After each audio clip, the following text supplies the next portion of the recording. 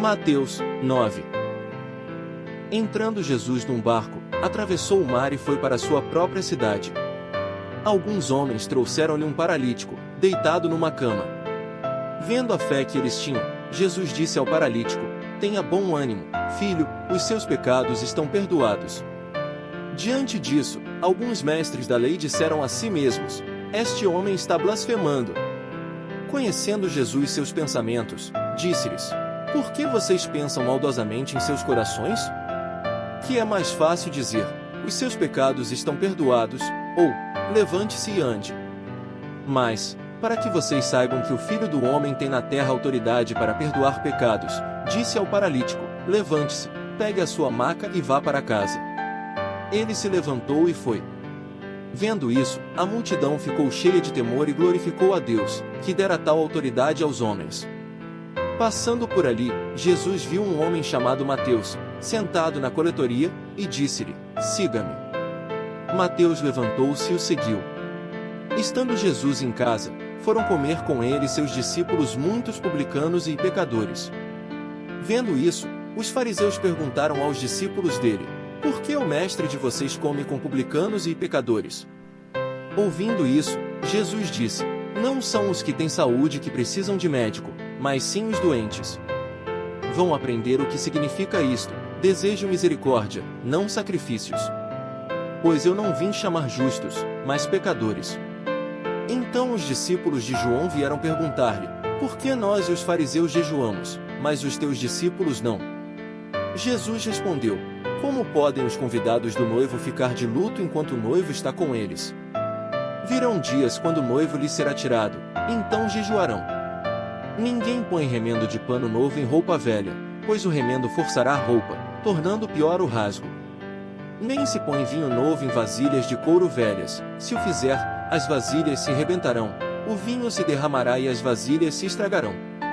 Pelo contrário, põe-se vinho novo em vasilhas de couro novas, e ambos se conservam. Falava ele ainda quando um dos dirigentes da sinagoga chegou, ajoelhou-se diante dele e disse: minha filha acaba de morrer.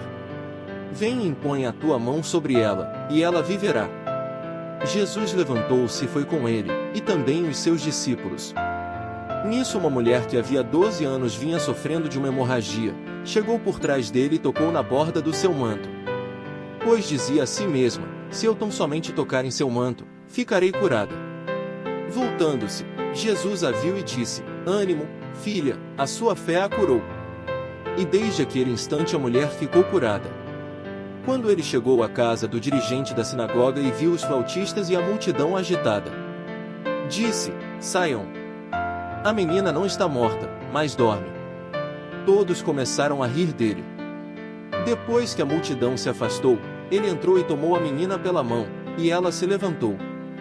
A notícia deste acontecimento espalhou-se por toda aquela região. Saindo Jesus dali, 2 cegos o seguiram, clamando: Filho de Davi, tem misericórdia de nós. Entrando ele em casa, os cegos se aproximaram, e ele lhes perguntou: vocês creem que eu sou capaz de fazer isso?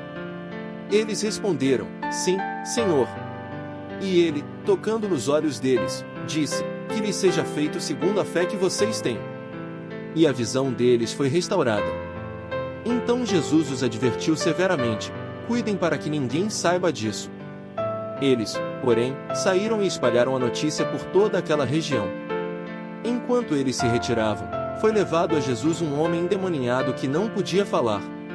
Quando o demônio foi expulso, o mudo começou a falar. A multidão ficou admirada e disse: nunca se viu nada parecido em Israel. Mas os fariseus diziam: é pelo príncipe dos demônios que ele expulsa demônios. Jesus ia passando por todas as cidades e povoados, ensinando nas sinagogas, pregando as boas novas do reino e curando todas as enfermidades e doenças. Ao ver as multidões, teve compaixão delas, porque estavam aflitas e desamparadas, como ovelhas sem pastor. Então disse aos seus discípulos: a seara é grande, mas os trabalhadores são poucos. Peçam, pois, ao Senhor da seara que envie trabalhadores para a sua seara. Mateus 9.